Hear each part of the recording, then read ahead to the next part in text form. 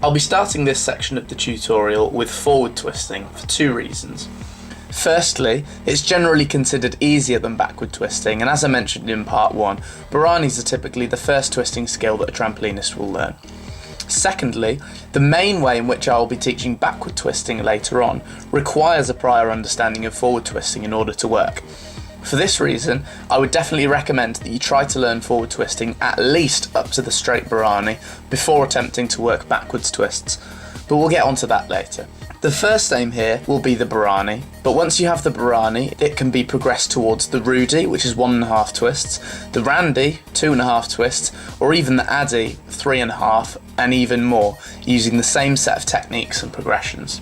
Before learning the barani, you should already be able to do a tuck front and a pike front with a nice early kick out, as well as a crash dive. It's really important that you can kick out effectively before you attempt the barani, as this gives you more time to complete the twist and ultimately means you're more likely to land safely. Back landing, tuck or pike, half twist to feet, is quite a nice orientation drill to get used to kicking out and twisting simultaneously. Start your barani prep by choosing whether you want to do your first barani tucked or piked. I would recommend that you barani in the shape that you can kick out best from. If your pike and tuck fronts are very similar, then it may be best to start with the pike barani, but it's by no means wrong to start with the tuck barani. Start by doing your chosen front somersault, then a jump half twist, making sure at this stage that you definitely know which way you're going to twist. Next, do your front somersault, and as you land, turn your head to the side. Once you're happy with this, see if you can accompany your head turn with a quarter twist just before you land on the mat, and then work it round to a half twist over the next few attempts. The first half of the barani should be identical to the regular front somersault. Then you will start to twist at the same point that you would normally kick out from the shape. As you kick out, bring your arms down to your sides and turn your shoulders and your heads to initiate the twist. It's best to leave the twist quite late for your first few goes to make sure that you don't accidentally twist too early, but as you improve and start to bounce higher, you should aim to kick out and twist right at the top of the somersault. This looks nicer, but it also gives you more time to spot the landing. Once you can do the barani nicely, make sure that you can do it in both the piked and tuck shapes. You can then move forwards to learning the straight barani, which is a cool move in itself, but it's also the starting point for developing the rudi and the other more advanced twists. A good straight barani should have a crash dive takeoff. The chest and shoulders should be held back, and a powerful backward drive of the heels is what will create the rotation. Start with a crash dive, then as a power test, see if you can push a little harder such that you go straight to flat back instead of ducking and landing with your feet up. When going for the straight barani, the first quarter of the rotation should be identical to the crash dive to flat back, with your arms up and the shoulders and chest held back. Once you're horizontal, you'll bring your arms into your sides and turn your shoulders to twist over the top of the somersault. The straight barani relies solely on the inward movement of the arms to initiate the twist, as there is no change in body shape throughout. This is why the twist needs to be initiated slightly earlier in the straight barani compared to the tuck and the pike, more like a quarter of the way round rather than when you're completely upside down. Once you have a clean straight barani, you've jumped the highest hurdle in my opinion. Moving it onto a rudi is just a case of twisting harder and for longer and holding good body tension to make sure that your body stays straight and tight. Start by learning a corkscrew. This is quite a nice orientation drill for the rudi, as it teaches you to do 1.5 twists whilst rotating forwards in a slightly easier setting. Next you can try to do a straight barani with an extra half twist just before you land, a front full twist. As you get more comfortable with the motion, it should start to look a little more fluent rather than two disconnected half twists. You will hopefully find at this point that you are completing the twist and opening your arms out in preparation for the landing, well before you land. If this is the case, you will most likely have room for an extra half twist and should now move on to attempting the rudi.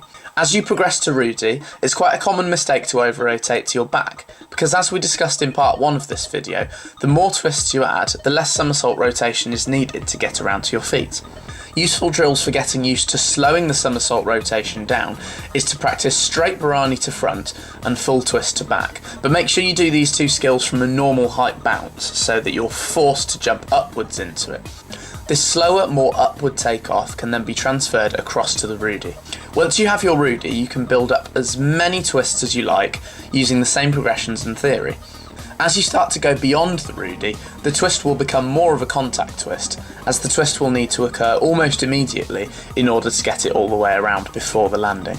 Remember also to rotate gradually more and more gently as you add more twists and become more and more offset from the somersault axis. Let's move on now to backward twisting. Before attempting to learn backward twists, you should be able to do a straight back with a nice neutral body shape, a half twist to crash dive, and a barani, tucked, piked and straight, which I explained in some detail in the previous section. If you've not tried half twist to crash dives before, I have a separate tutorial on that move, which you can check out by following this link.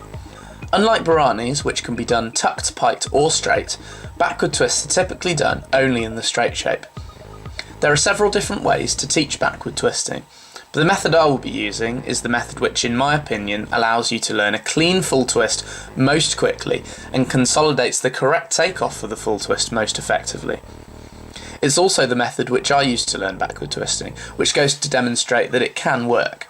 It starts from the half twist to crash dive. Before you move on any further than this, you must make sure that your half to crash is completely square. If it is at all crooked, then it will result in an ugly around the side full twist. Take some time to consolidate your half to crash and perfect your cruise takeoff. It's a really important technique for the backward twisting and several other skills in trampolining as well. Full twist to back landing is also a good skill to work on. It's a useful drill for getting used to combining the cruise takeoff with an extra half twist as the arms wrap in. Once you're happy that your half crash is of a good standard, try to push your hips and kick your feet harder upon takeoff such that you land in flat back instead of ducking under and landing with your legs up, much like you would have tried before learning the straight barani. If you can do this, you should have enough power for the next stage, which is to tuck it around to your feet. Take off like the half to crash, and as you spot the bed below you, tuck in and go around to your feet, kind of like an Arabian, but with a really exaggerated takeoff. Once you can do this with a nice kick out and a comfortable landing, as if it was just a normal front tuck, it's time to move on to the next stage, which is doing a tuck barani down. This is now technically a back full twist, just with a tuck shape in the middle. As you get more comfortable with this motion, push harder and try to stay straight throughout, resulting in the finished full twist. Once you can full twist easily, you can develop the double full and the triple full in exactly the same way the Rudy and the Randy were developed from the straight barani.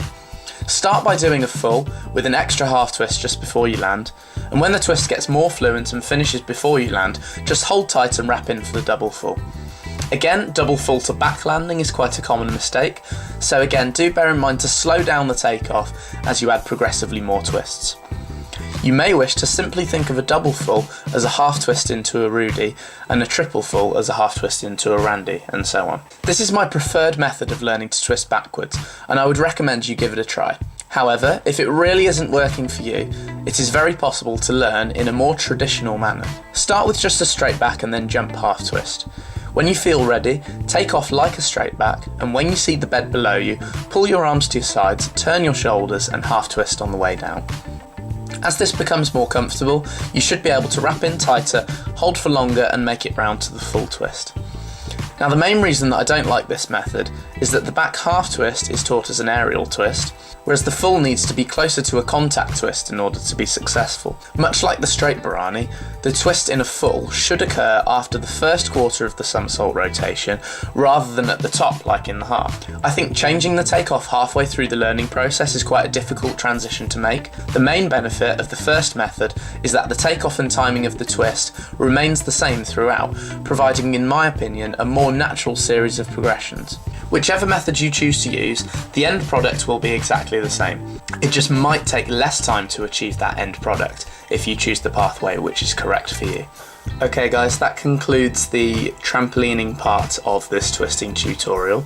I hope that you found it useful and interesting. Please feel free to follow the link on the screen at the moment, which is for the final part of this tutorial, which is learning to twist on the ground for gymnastics and tumbling.